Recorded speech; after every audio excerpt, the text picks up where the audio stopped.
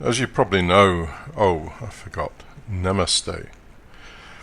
As you probably know, mindfulness is a multi-billion-dollar industry.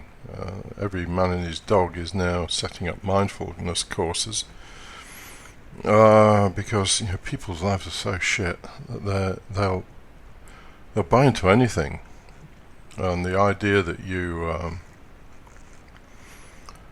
walk around with your attention fixed like some rabbit in headlights or something is has got a lot of traction. It's got the kind of Buddhist ring about it, the East, and people like that stuff, particularly the kind of professional class, because it all looks kind of neat and orderly. They like that. The professional classes are people who've sold out inside themselves to make money and have got everything apart from happiness. And so they go and buy a mindfulness course or go on a mindfulness workshop because, $2,000, they can lord it about with all their mates. Oh, I'm going on this mindfulness course. It's the authentic, real thing, And they can piss their mates off by telling them about it. Anyway, so mindless mindfulness, and a very good article in The Guardian last year, the Guardian newspaper last year, saying that exactly what I've just said. Actually, it's being used as a way of covering over a whole pile of shit that's going on in your life. Your life can be just this total pile of shit, crap relationships, maybe money problems, maybe health problems, maybe whatever, emotional problems. But you can cover this shit over with toffee-flavored candy called mindfulness. But actually you can still smell the shit underneath. But, as long as it kind of looks nice, who cares? So, let's go on 2 trips. We'll focus on one particularly. This is to the Denji Soto mindfulness class. Please note, it has to have that Japanese-sounding name, or you will not attract the middle classes to this, the people who got money to burn on this kind of stuff. People who will buy anything rather than admit that they've sold out and that their inner life is empty and vacuous because of that. Anyway, the Denji Soto mindfulness class. It's for the professional classes, and it's a retreat in the forests of Turkestan. Wherever Turkestan is. Well, it wasn't going to be a retreat in an apartment block in Detroit, was it? That wouldn't kind of work. And actually, Denji Soto, his real name is Eric Smallbottom. But, again, Eric Smallbottom is not going to work. He's got to be Denji Soto. Namaste. So, Denji Soto, aka Eric Smallbottom, is doing very well. $2,000 a week for your well-heeled professional class in this forest retreat in Turkestan. And he gets about anywhere between 20 and 50 people a week. So, $100 a week. It's not bad, is it, really? And then there's another one, which I'm not going to talk about so much. Another mindfulness workshop for those who haven't got quite so much money. $200, but $200 for a one-day workshop. And Angel Dust Love Heart.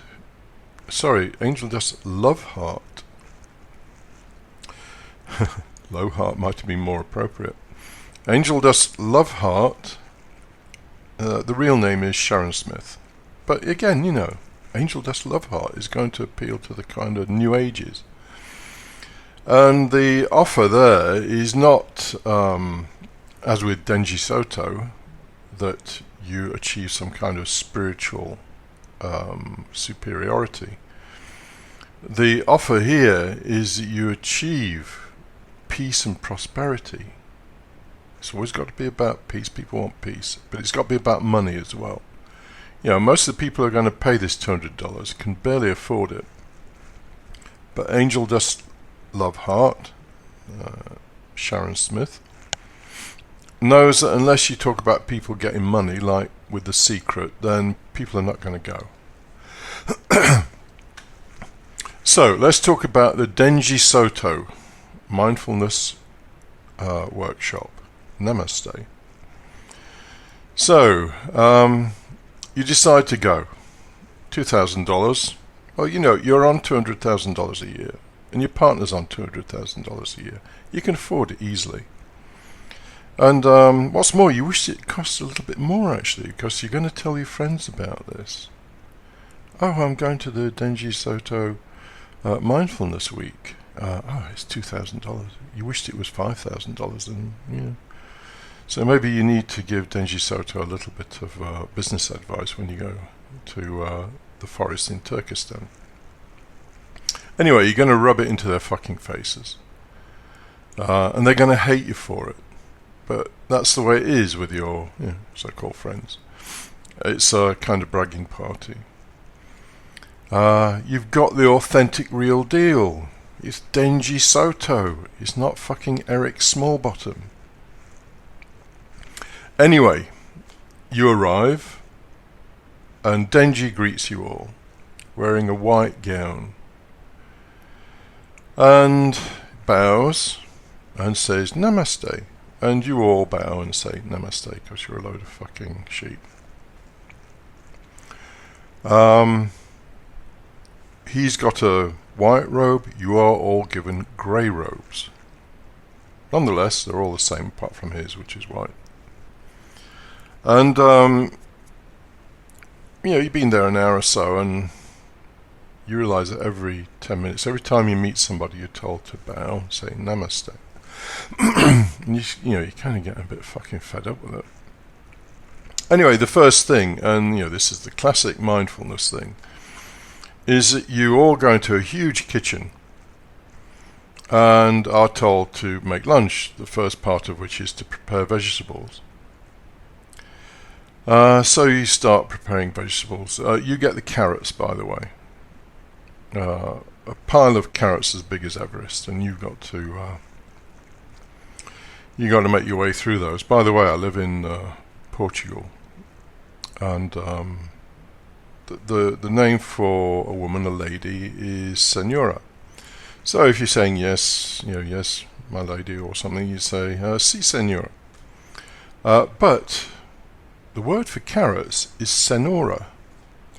So if you're not careful with your pronunciation, when you say to someone, si, Senora, you're actually saying to this woman, yes, carrot. So you have to be careful about that if you're in Portugal, and probably Brazil as well. Anyway, so you got this pile of carrots to do, and you notice that over the other side of the workbench, because you're all around this huge workbench, is this chick with an amazing cleavage. And the gowns are, they're kind of U-shaped at the front. So beneath this you can see this amazing cleavage of this chick.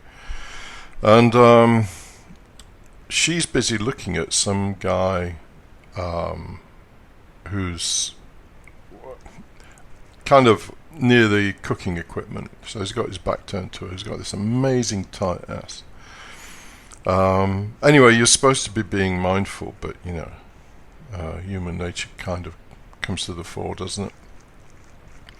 So there's a chick with the amazing boobs, and there's a guy with the tight ass. And after about 10 minutes of this sanctimonious kind of behaviour, because you're all there, looking very, very serious and sanctimonious about the whole thing. Nobody's talking. You can't talk when you're being mindful. And after about 10 minutes, you're thinking, why the fuck can't they buy a bag of frozen veg?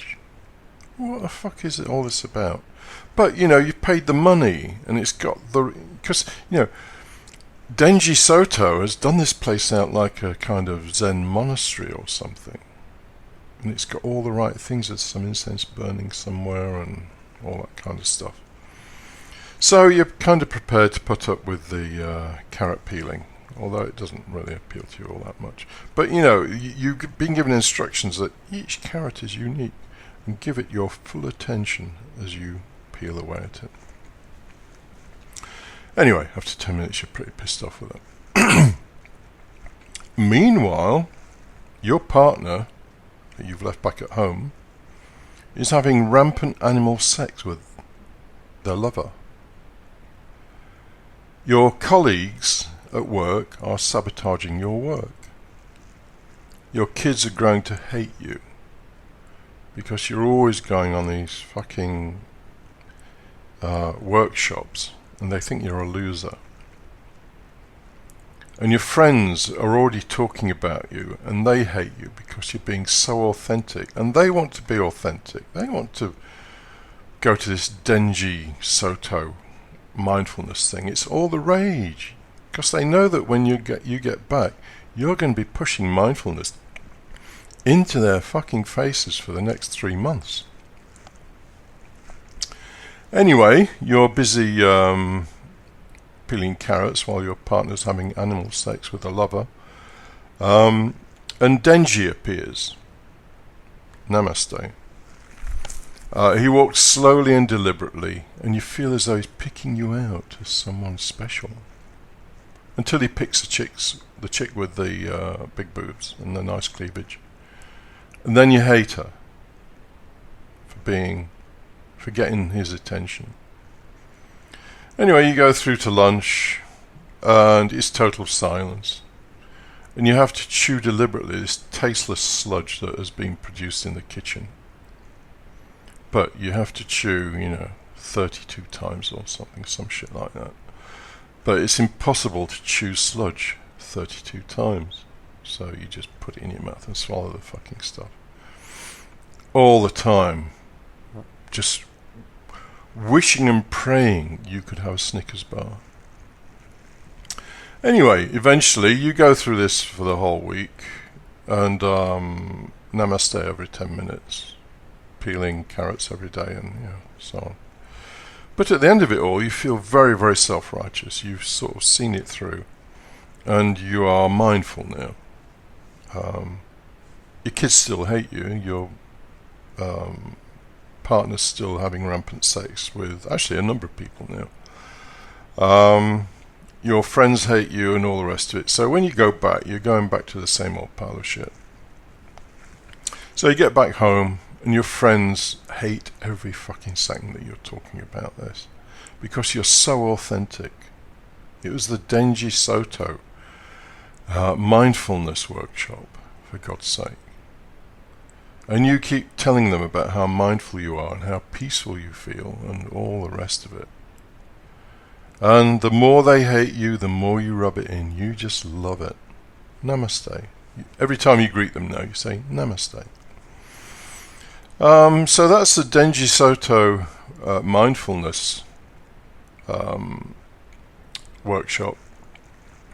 Let's talk about the Angel Dust Love Heart one. Well, you go there, you pay $200 for a week. There's about 100 people in the audience. That's, it's 20 grand for a day. It's not bad, is it?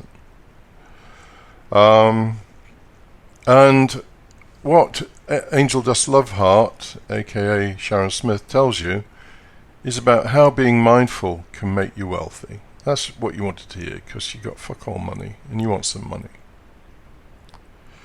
Anyway, that's the kind of down market version of it all. I thought I'd just mention it because there's a lot of that about as well.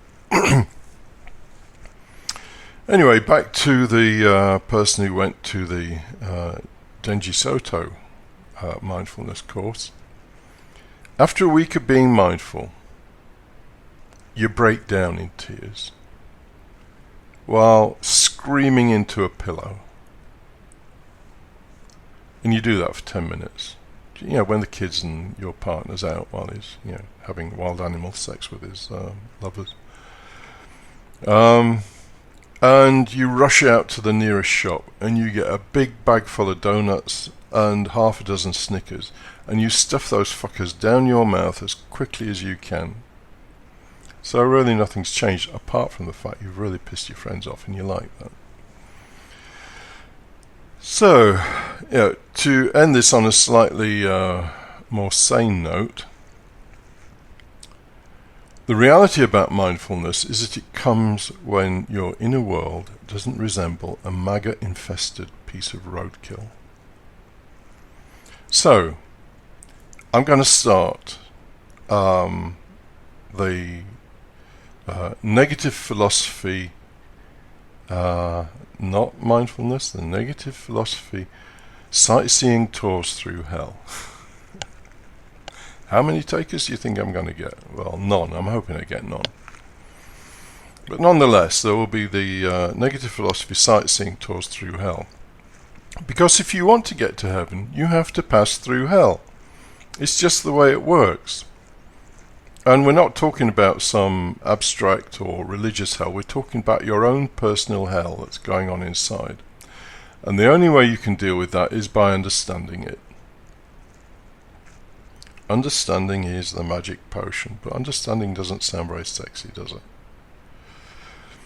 Anyway, the negative philosophy sightseeing tours through hell will not be something you can boast about. Nobody will want to know. So, I'd suggest that you go on a mindfulness course. Might be the best thing for you. Namaste.